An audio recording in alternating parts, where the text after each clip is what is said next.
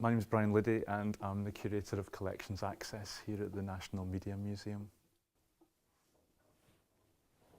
I've worked here at the museum for over 15 years now, and I've always worked quite closely with the collection in one way or another. The kind of collections that we have here are some of the most important that you'll find anywhere in the world, as well as photography, film and television and radio.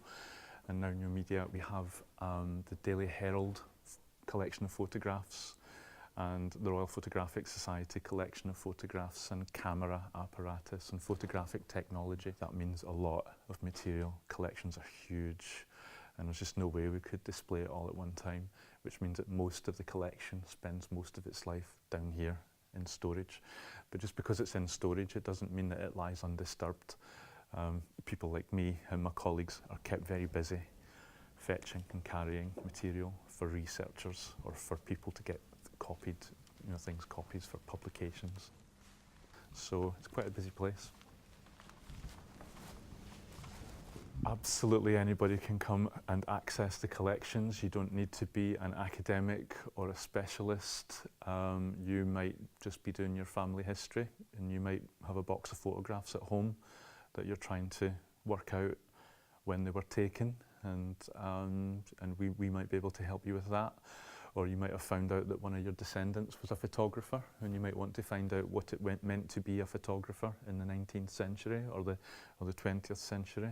Anybody who's, even if you're just interested, you can come in here and we'll be happy to show you what we have.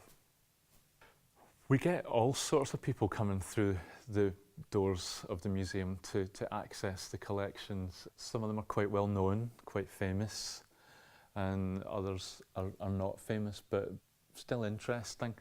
We've had Annie Leibovitz came a few months ago. Portrait lens, so standard portrait lens that was used 1850s right through well into the 1920s. Fixed aperture. There's no... To look at some material that we have relating to Julia Margaret Cameron, because Annie Leibovitz was inspired by Julia Margaret Cameron as a woman photographer, and she came in to have a look at some material. That was really interesting. One of the good things about working here is that whenever anybody comes in, you get to ask what they're working on, what they're interested in, what they're doing their research on, and they tell you a little bit about what they're involved in.